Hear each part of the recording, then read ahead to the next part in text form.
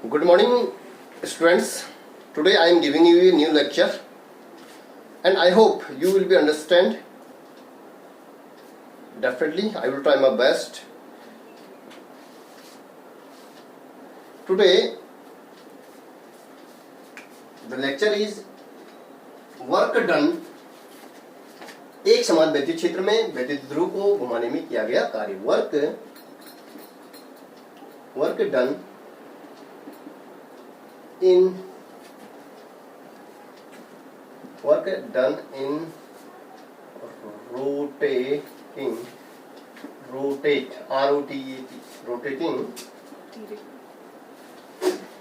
work done in rotating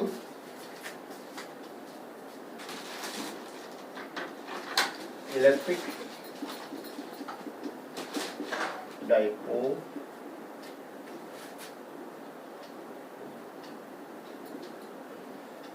in an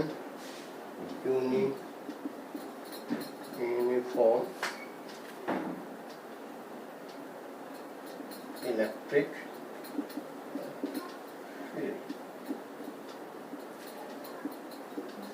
work done in rotating electric dipole मतलब वैद्युत ध्रुव को घुमाने में किया गया कार्य एक समान वैद्युत क्षेत्र में. कल आपने पढ़ा था कि वैद्युत ध्रुव को यदि थीटा एंगल पे रखा गया है एक समान वैद्युत क्षेत्र में, तो उस पर कार्य करने वाला जो बल था, बल युग्म आघूर्ण था, वो था टो बराबर पीई साइन थीटा. मतलब उस वैद्युत ध्रुव को थीटा एंगल पे क्या किया गया था,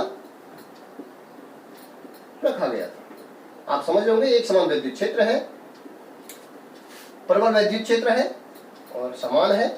इसको हमने रखा था थीटा एंगल पे, जैसा कि आप समझ रहे हैं, हमने इस तरीके से रखा था. तो उस कंडीशन में बल आघूर्ण हमने निकाला था. ये कल का टॉपिक था. आज हमने क्या करना है, इसको थीटा एंगल में न रख करके इसको हमने इस तरीके से रखा हुआ है, ए और बी.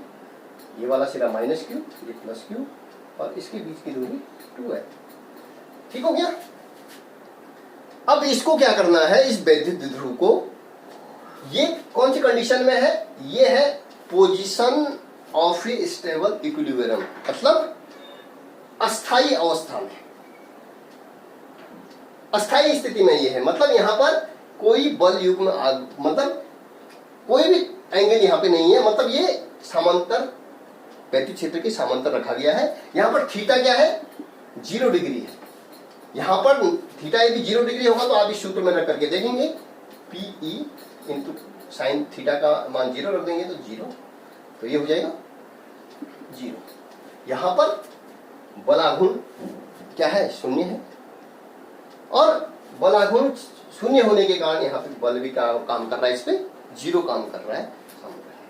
अब हमने इसको क्या करना है, वर्क डन इन रोटेटिंग, मतलब इसको रोटेट करना है. वैद्युत ध्रुव को क्या करना है, रोटेट करना है. मतलब इसी पे मैं बना दे रहा हूं, दूसरा फिगर नहीं बना रहा हूं. यही वैद्युत क्षेत्र है. अब इसकी जो है, ये मेन जो है, इसका जो है वैद्युत ध्रुव आघूर्ण है.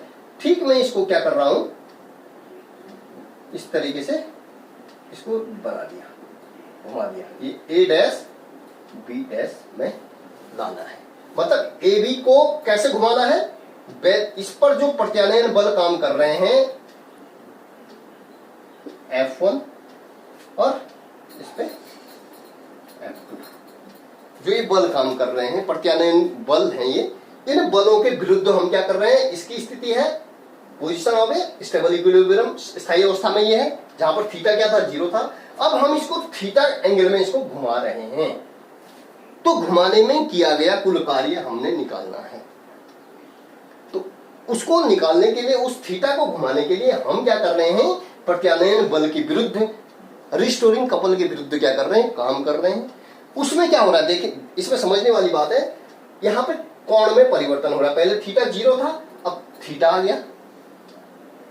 ठीक है.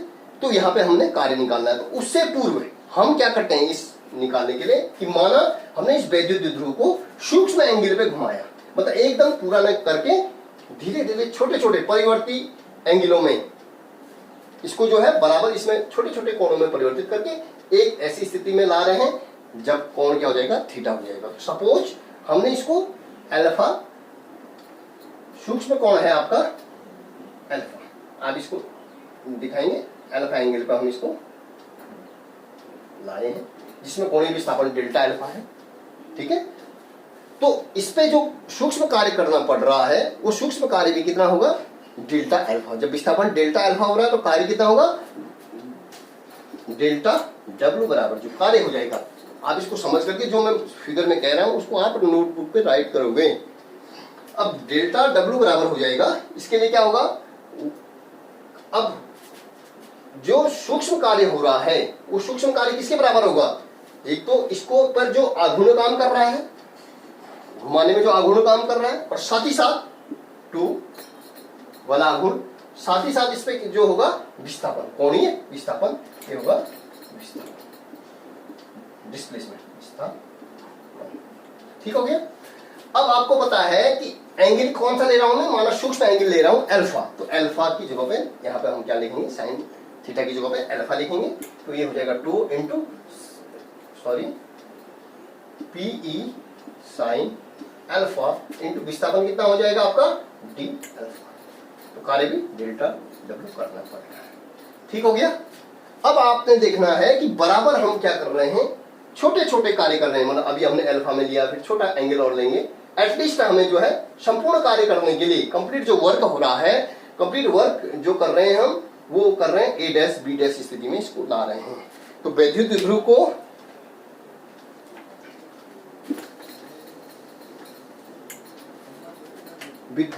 को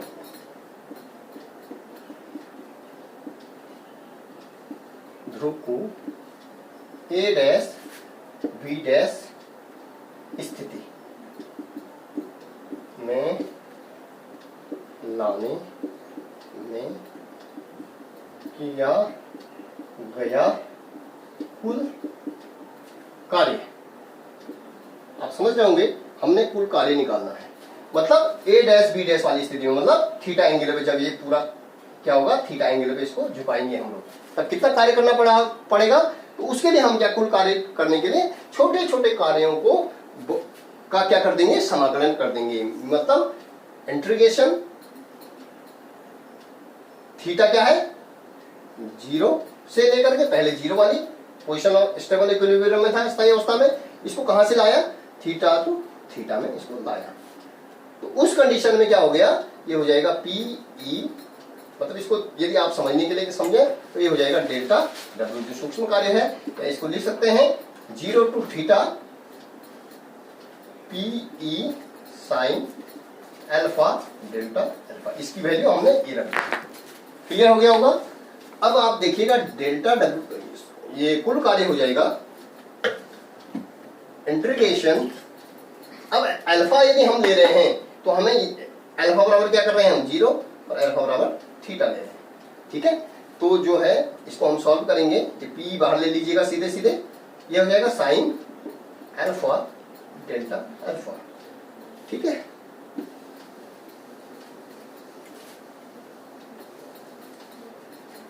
अब आपने क्या करना है, जो वर्क हो जाएगा पी,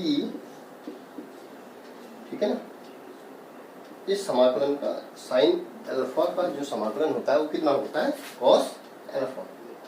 ये आपने मैथमेटिक्स में पढ़ा है और जब जब हम डेरिवेशन करते हैं बताते रहते हैं। अल्फा बराबर 0, अल्फा बराबर थीटा, ठीक है। अब del W is equal to P E, ये जो है थीटा वैल्यू रखेंगे आप, माइनस भी ले लीजिएगा, तो ये हो जाएगा कॉस अल्फा की जगह पे हम थीटा, ये अपर लिमिट हो जाएगी थीटा, और माइनस लोअर लिमिट हो जाएगी कॉस अल्फा की जगह पे 0, ठीक हो गया। तो W बराबर हो जाएगा पीई, माइनस पहले से है, तो ये हो जाएगा कॉस थीटा माइनस 1, ठीक है। इसलिए W बराबर हो जाएगा, अब ये क्या करेंगे हम, इसको माइनस कॉमन ले लीजिएगा, इसको जरा सही तरीके से लिखेंगे, माइनस कॉमन ले लिया तो माइनस पहले से ये प्लस हो जाएगा, पी माइनस कॉमन ले लिया तो ये +1, और ये यहाँ प्लस था तो क्या हो जाएगा -1, कॉस थीटा। तो जो कार्य निकल गया वो कार्य निकला कि वैद्युत द्विध्रुव को एक समान वैद्युत क्षेत्र में घुमाने में किया गया कुल कार्य। तो कार्य हमें छोटे छोटे उसमें कार्य करना पड़ा। पहले हमने उसको 0 डिग्री पे रखा, फिर हम उसको अल्फा पे लाए, ऐसे हमने कई काम किया और फाइनल जो वर्क किया हमने वो हो जाएगा PE 1 माइनस कॉस थीटा। अब यहाँ पे देखिएगा विशेष स्थितियां होती हैं कि यदि यहाँ पे कंडीशन है, यदि कंडीशन, विशेष कंडीशन क्या होगी? फर्स्ट, यदि द्विध्रुव को विद्युत द्विध्रुव को 90 डिग्री कोण पर रखा हो। कहाँ? एक समान वैद्युत क्षेत्र में 90 डिग्री के कोण पे रखा हो।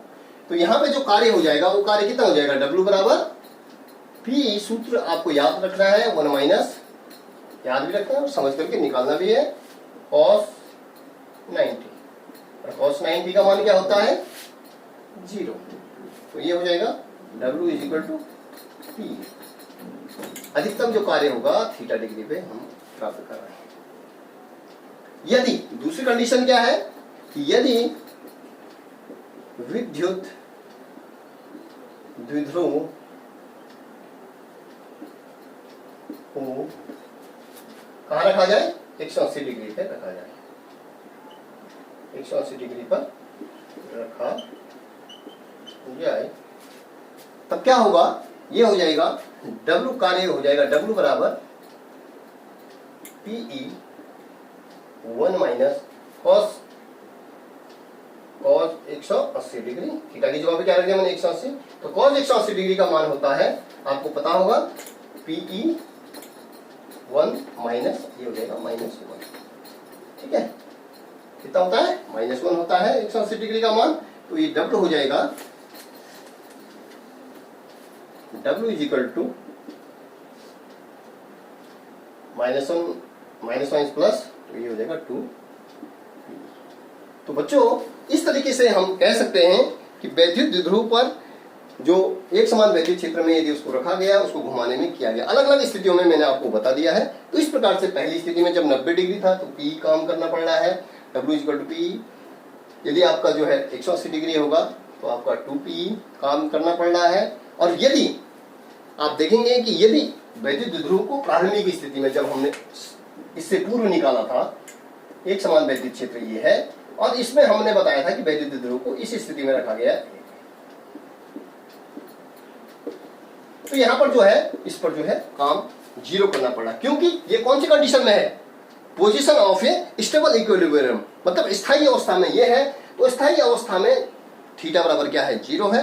तो बोलने का मतलब है यहाँ पे वैद्युत क्षेत्र भी, वैद्युत क्षेत्र में, एक समान वैद्युत क्षेत्र में बल भी 0 है, स्टेबल अवस्था में है। और दूसरा जो है यहाँ पर जो है बल युग्म आघूर्ण, जो बल आघूर्ण है वो भी क्या है? 0 है। अब हमने इसको घुमाना है, पढ़ा क्या? हमने इसको घुमाने में किया गया कार्य। तो मैंने आपको ये दिखा दिया है किस तरीके से इसको किया जाता है। मुझे उम्मीद है कि आप लोग इस वीडियो को देखेंगे, समझेंगे और निश्चित रूप से अपने नोटबुक में जैसे काम करना है उस तरीके से उसको नोटबुक में अपने नोट्स को तैयार करेंगे, ताकि आने वाले एग्जामिनेशन में आप इसका लाभ ले सकें। इसी के साथ आज का जो वीडियो है वो समाप्त होता है। मेरी एक आपसे अपील भी है कि यदि आपको ये वीडियो मतलब समझ में आता है, ये मेरा पढ़ा है वह समझ में आ रहा है, तो निश्चित रूप से आप उसको जो है सब्सक्राइब जरूर करें। इससे क्या होगा कि आने वाले समय में यदि मेरे सब्सक्राइब जितने ज़्यादा होते हैं, तो यदि सब्सक्राइब होंगे तो मैं लाइव वीडियो आपके सामने लाइव प्रस्तुत हो सकता हूँ। तो यूट्यूब में जब तक 1000 आपके पास सब्सक्राइबर नहीं होंगे तो निश्चित रूप से हम लाइव आपके साथ नहीं आ पा रहे हैं। और ऐसे तो छोटे छोटे वीडियो में MB बहुत खर्च हो रही है, बहुत ज़्यादा MB लग रही है, इसलिए यही इसका कारण है कि सब्सक्राइब करने के लिए बार बार रिक्वेस्ट इसलिए किया जा रहा है आपसे। धन्यवाद।